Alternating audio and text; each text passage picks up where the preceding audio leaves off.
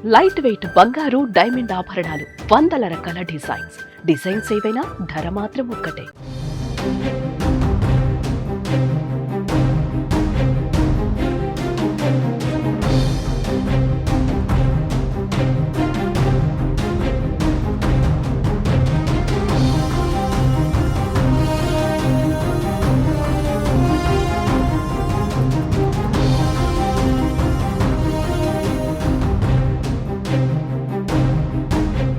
ఏపీలో పేదలకు కూటమి ప్రభుత్వం మరో గుడ్ న్యూస్ చెప్పింది. గ్రామాల్లో 3 సెంట్లు, పట్టణాలలో 2 సెంట్ల చొప్పున మంజూరుకు ప్రతిపాదనలు తయారవుతున్నాయి.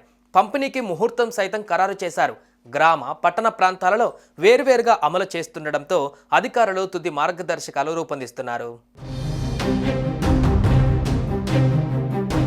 గ్రామాల్లో 3 సెంట్లు, పట్టణాలలో 2 సెంట్ల చొప్పున మంజూరుకు ప్రతిపాదనలు సిద్ధం చేయాలని సీఎం చంద్రబాబు ఇప్పటికే ఆదేశించారు. భూమి లభ్యత లేని పట్టణ ప్రాంతాలలో G+3 విధానంలో టిడ్కో గృహాలు నిర్మిద్దామని స్పష్టం చేశారు.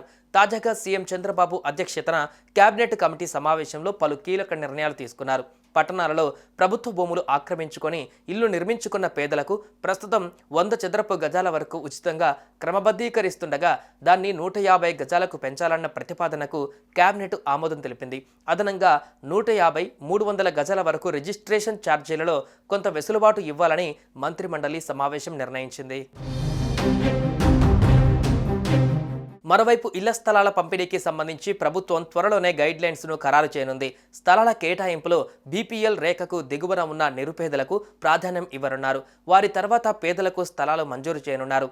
తెలుగు సంవత్సరం ఉగాది నుంచి ఇళ్ల పట్టాల మంజూరు ప్రారంభించి నిరంతరం కొనసాగించే అవకాశం ఉన్నట్లు సమాచారం.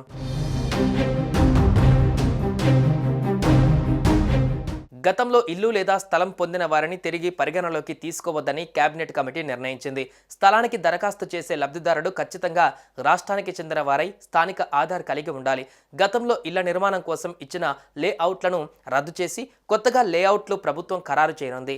పాత లేఅవుట్లలో ఇల్లు కట్టుకొని వారి నుంచి స్థలం తీసుకొని తిరిగి వేరే ప్రాంతంలో కేటాయించే వీలుంది. సూర్యఘర్ పథకం ద్వారా ఇళ్లపైన సోలార్ విద్యుత్ ప్యానెళ్లను ఏర్పాటు చేసుకునేలా ప్రోత్సహిస్తారు. అయితే ఈ మార్గదర్శకాలు ఫైనల్ చేశాక అధికారికంగా విడుదల చేయనున్నట్లుగా సమాచారం. వచ్చే మంత్రివర్గ సమావేశంలో ఈ పట్టాల పంపిణీలు, మార్గదర్శకాలకు తుది ఆమోదం పైన నిర్ణయం తీసుకునే అవకాశం ఉంది.